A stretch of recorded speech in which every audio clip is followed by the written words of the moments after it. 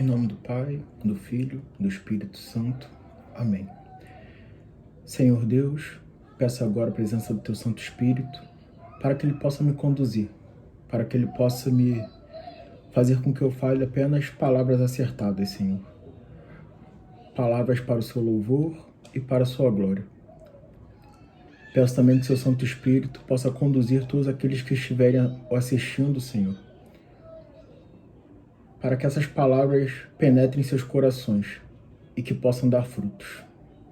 Em nome do Pai, do Filho, do Espírito Santo. Amém. Então, pessoal, hoje eu estou vindo aqui para falar sobre escatologia. E o que é escatologia? Escatologia é o estudo da teologia, né? A parte da teologia, ou seja, a parte que a igreja estuda sobre as últimas coisas do homem e do mundo, né? Para ser mais claro, né? Sobre o fim do homem e sobre o fim do mundo, né? Para onde nós iremos, para onde o homem vai e para onde o mundo vai, né? Primeiramente, nós vamos focar no fim do homem, né? Vamos focar primeiramente no homem para posteriormente falarmos do universo como um todo, né? Mas para falarmos do fim do homem, nós precisamos primeiro entender o que é a morte, né? O que é a morte? Né? Nós podemos ver a morte sobre duas ópticas, né? Sobre duas visões, né? A primeira delas é vendo a morte como o fim de tudo, né? Vendo a morte como o fim e que nada mais vem depois. Sendo assim, a vida em que vivemos, né, essa vida que nós temos, né, é tudo, né? É tudo que nós temos de valor nessa vida, né? Se a morte é o fim, né, a morte é o ponto final, então essa vida que nós vivemos é tudo que temos. E a morte se torna algo absurdo, né? E a morte sendo algo absurdo, a nossa vida também se torna algo absurdo. Porque nós não veremos sentido, né? Porque tudo que fizemos aqui, um dia vai acabar e ponto. Ponto final, acabou. Não existe mais nada, né? Esta é uma visão, né? Mas temos a visão cristã, né? A visão que Cristo nos dá, né? Onde a morte nos remete a um fim, né? Onde a morte nos remete à vida após a morte. E, sendo assim, né, essa vida que nós vivemos é apenas uma preparação para a vida após a morte, né? Essa é a visão cristã, né? Sendo assim, a morte, nesse sentido, né, a morte nessa visão, a morte faz sentido. E logo, a vida também faz sentido, né? Também temos que entender que o porquê da morte, né? Nós vemos nas Escrituras, né, lá em Romanos, São Paulo vem nos falar que a morte, né, se eu não me engano aqui, é lá em Romanos 6, 22. Ele fala que o salário do pecado é a morte. Ou seja, a morte só existe por causa do pecado, né? Logo, a morte existe desde o pecado de Adão e Eva, desde o pecado original, né? Nossos primeiros pais, eles não morreriam se não tivessem pecado, né? Eles estariam pela eternidade com Deus, né? Deus os criou para a eternidade, para estar na eternidade com Ele. Mas a soberba, né, o pecado, fez com que eles se afastassem de Deus, né? Porque o pecado nada mais é do que isso. É quando nós viramos as costas para Deus, quando nós nos afastamos de Deus. E quando nós nos afastamos de Deus, nós nos afastamos da vida, né? Porque Deus é a vida, né? Deus nos deu a vida. Deus é a vida, né? Logo, quando pecamos, nós escolhemos a morte, né? E a morte não só física, mas principalmente a morte espiritual, né? Aquela que nos levará para a morte eterna, né? Aquela que, ao invés da vida eterna, nos dará a morte eterna. E é claro, não é isso que queremos. Então, por isso, né, desde já, né, um recado. Não pequemos, né? Nos afastemos do pecado e, ao pecarmos, procuremos o mais rapidamente o sacramento da confissão. É isso. E, claro, o salário do pecado é a morte, né? Beleza. Pequei, né? Adão pecou, Adão e Eva pecaram, por isso eu vou morrer. Por isso você vai morrer, por isso todos nós, um dia, vamos morrer. Mas Jesus veio ao mundo, né? O Verbo de Deus, o Verbo eterno, ele vem ao mundo para nos dar a esperança da vida eterna, a esperança do céu, né?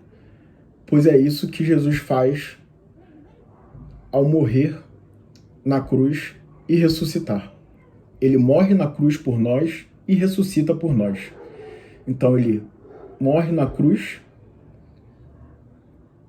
Na cruz, ele morre junto com os nossos pecados e ressuscita.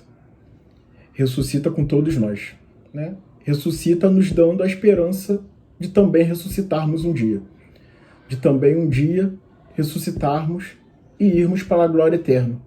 Assim como Cristo morreu e ressuscitou e foi para a direita do Pai, voltou para a glória eterna, nós também temos essa esperança de, ao morrermos, irmos para a glória eterna, nos encontrarmos com o Pai, né? E isso acontecerá, né? Pois após a nossa morte, né? Após a morte de cada um, após a minha morte, após a sua morte, ocorrerá o nosso juízo particular. Nós seremos julgados, né? E seremos julgados por quem? Pelo justo juiz, por Cristo, né? Assim que morrermos, estaremos frente a frente com Cristo. E Cristo nos julgará, né?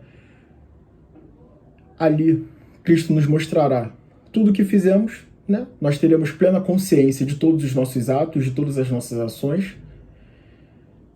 E veremos, né? Ali será o momento em que nós saberemos, né, se vamos para o céu, para o purgatório ou para o inferno, né? Essas são as consequências dos nossos atos, né? Tudo que passamos aqui na Terra, tudo que vivemos, culminará nisso, culminará no nosso juízo particular, no juízo de cada um, após a sua morte, onde nós poderemos ir para o céu, para o purgatório e para o inferno.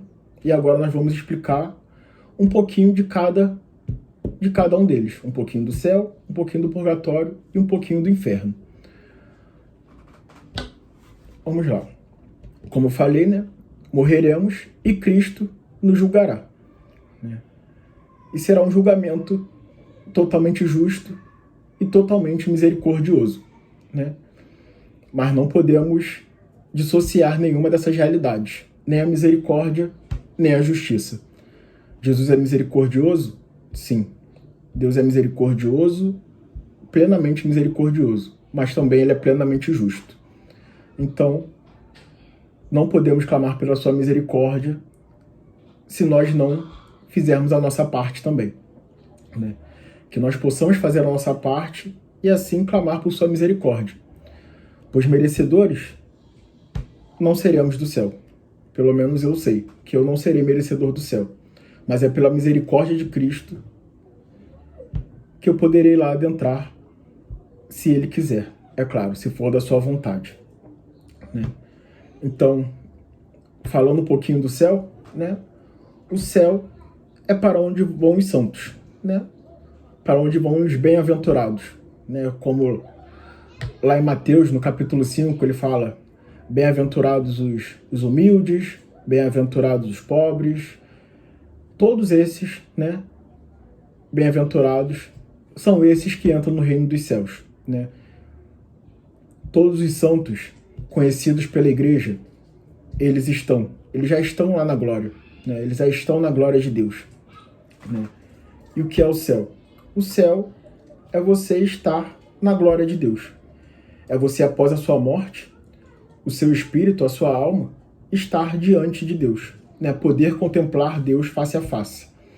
Assim como Pedro, Tiago e João contemplaram a glória de Cristo na sua transfiguração, né? Quando Cristo os leva ao Monte Tabor e se transfigura, né? Se transfigura mostrando toda a sua glória, né? Mostrando toda, né? Se resplandecendo de glória ali, né? E ali João, Pedro e Tiago puderam ver, né? Puderam ter uma antecipação do céu, uma antecipação daquilo que eles veriam no céu, daquilo que eles contemplariam no céu. E por esse motivo, né? Pedro nem queria descer, né? Pedro queria passar ali a eternidade, né? Mas era preciso que eles descessem, porque era preciso ainda que Cristo morresse e ressuscitasse por nós, né? E é essa glória que nós devemos buscar, né? A glória de Deus, né?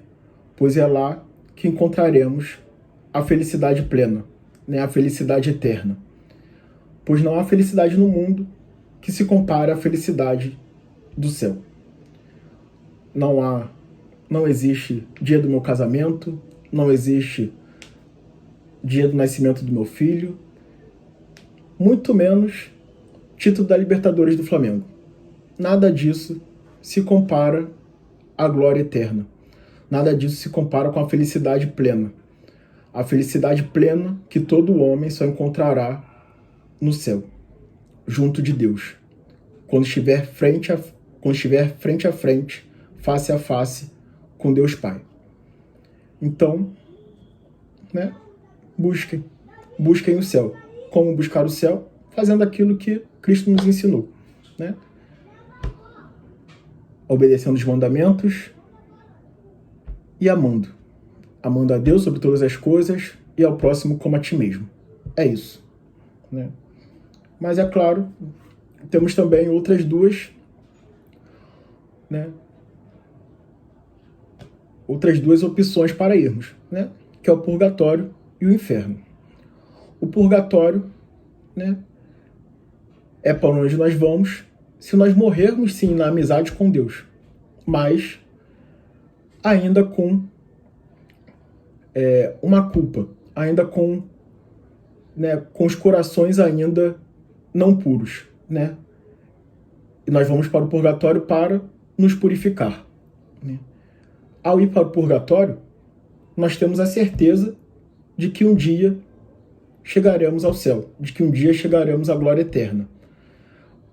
Mas precisamos passar pelo purgatório primeiro.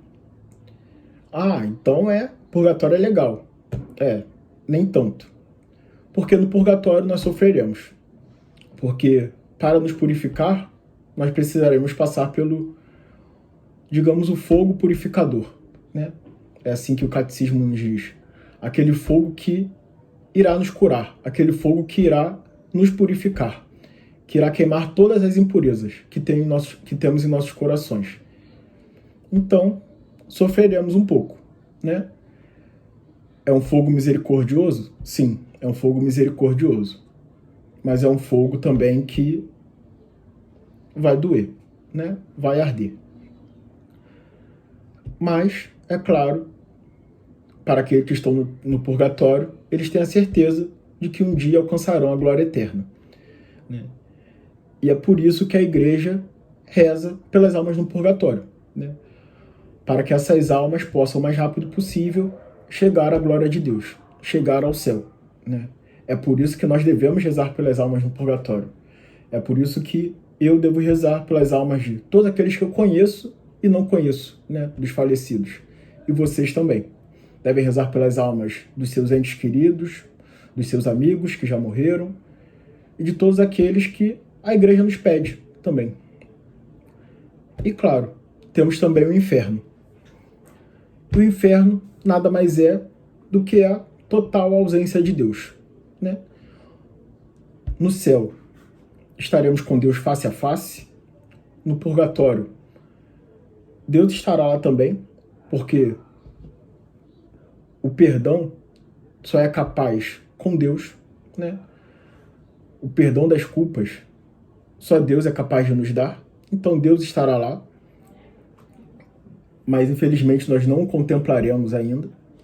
Porque nós precisamos estar puros, nós precisamos ser puros, porque só um coração puro entra no reino dos céus. E no inferno é a total ausência de Deus. Por isso o sofrimento eterno, né? Porque ao morrermos, como eu falei, encontraremos Cristo. Todos nós encontraremos a Cristo. E Cristo nos julgará. E ao irmos para o inferno, nós sofreremos, porque escolhemos, durante a nossa vida, estarmos afastados de Deus, estarmos no pecado. Essa foi uma escolha nossa, né? Quem vai para o inferno, né, vai para a ausência de Deus. Por quê? Porque em vida viveu também longe de Deus, viveu na ausência de Deus. Então, por isso, né, pelo nosso livre-arbítrio, Deus nos deu o livre-arbítrio, né, nós podemos amá-lo ou não. Aqueles que escolheram, por livre e espontânea vontade, não amá-lo, Deus vai continuar, né, dando essa opção para eles, né? Porque esse é o livre-arbítrio. Eu escolhi não amar a Deus. Então, é escolher não amar a Deus por toda a minha eternidade. Ao morrer, vou continuar afastado do amor de Deus. Essa foi a escolha que eu fiz, né? Mesmo conhecendo o amor de Deus, eu escolhi estar afastado. Eu escolhi estar longe. Então, por isso, vou para o inferno, né? Para o fogo eterno. Né? É isso, né? Céu, purgatório, inferno, né? Essas são nossas opções. Mas também, né, essas são as últimas coisas do homem, né, nosso juízo particular. Mas também teremos o juízo final, né, o juízo de todo o universo, que é quando Cristo voltará com toda a sua glória, né? A esse acontecimento a igreja chama de parousia, né? A volta gloriosa de Cristo. E na parousia, Cristo julgará os vivos e os mortos, né? Quem estiver vivo, no momento em que Cristo voltar, não precisará morrer para ser julgado. Será julgado naquele momento da volta de Cristo. Naquele momento, ele será julgado e irá para o céu ou para o inferno.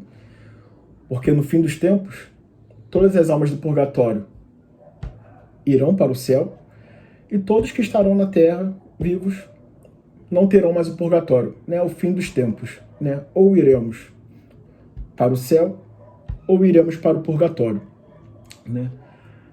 É lá também, né, neste momento que acontecerá a ressurreição dos corpos, a ressurreição dos mortos, né? Nós, né, que já estaremos, né, pela glória de Deus, né, espero já estar no céu, meu corpo ressuscitará, né? Eu agora estarei no céu, não só em alma, né, com a minha alma, mas também o meu corpo. Todos estarão de corpo e alma, no céu ou no inferno, né? É isso, né? O juízo particular e o juízo final, o fim dos tempos. Mas lembrando que não precisamos esperar o juízo final para termos Cristo diante de nós, para termos Cristo frente a frente de nós. Isso já nos acontece em toda a missa, né? Podemos dizer que toda a missa acontece a parousia, toda a missa acontece a vinda gloriosa de Cristo, pois toda a missa estamos, né, temos a oportunidade de estar diante a Cristo, ao seu corpo, sangue, alma e divindade, com toda a sua glória. Nós vemos um pedaço de pão? Sim, vemos um pedaço de pão, mas lá está Cristo por inteiro. Então, que não sentemos e esperemos um dia a volta gloriosa de Cristo, né? Que não pensemos que já foram 2000 anos, vai demorar muito ainda. Não. Que possamos, sempre que pudermos, né? No mínimo, todo domingo, estarmos, né? Irmos ao encontro de Cristo, né? Irmos ao encontro de Jesus Eucarístico. E pensar também que a morte chega a todos e a morte não diz quando vai chegar, né? Um exemplo bem claro é o que estamos vivendo com toda essa pandemia, né, nós vemos que como nossas vidas são frágeis e como não somos nada diante de Deus. Então, que a nossa conversão aconteça hoje. Que hoje nós possamos buscar a Cristo. Que hoje nós possamos buscar os céus. Porque esse deve ser a primeira coisa que pensamos ao acordar e a última que pensamos ao dormir. Eu quero ir para o céu. Ao acordar, tudo que eu fizer hoje vai ser para a glória de Deus e para que um dia eu possa alcançar essa glória. E ao dormirmos, termos o nosso exame de consciência e termos claro de que tudo que fizemos foi para a glória de Deus e para que um dia possamos alcançar essa glória, né? E, para finalizar, nós vimos no Evangelho do último domingo, Cristo faz a afirmação e nos faz uma pergunta, né? Cristo fala, né, lá em João 11, versículos 25 e 26. Cristo nos diz: eu sou a ressurreição e a vida. Quem crê em mim, ainda que morra, viverá. E quem vive e crê em mim, não morrerá para sempre. Crês nisso? Então, essa é a pergunta que Cristo nos faz, né? Você crê que eu sou a ressurreição e a vida? E de quem crê em mim, ainda que morra, viverá? Você crê nisso, irmão?